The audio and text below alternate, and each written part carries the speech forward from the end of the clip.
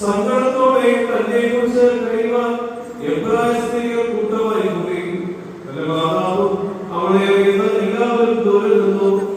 മാതാവ് വലിയ സങ്കടത്തോടും ദുഃഖത്തോടും കൂടെ, എന്റെ പുത്ര നീ എവിടേക്ക് പോകുന്നു? എന്റെ വാത്സല്യവാനെ നീ എവിടേക്ക് പോകുന്നു? ഇവർ നിന്നെ എവിടേക്ക് കൂട്ടിക്കൊണ്ടു പോകുന്നുവെന്ന് രാവിലെ പോലെ കുറി കഴിയുവാൻ തുടങ്ങി.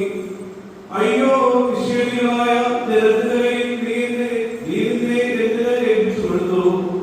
എന്റെ പുത്ര എനിക്ക് കഷ്ടം, എന്റെ വാത്സല്യവാനെ എനിക്ക് കഷ്ടം. ഇന്ന് നിനക്ക് എന്ത് സംഭവിച്ചു?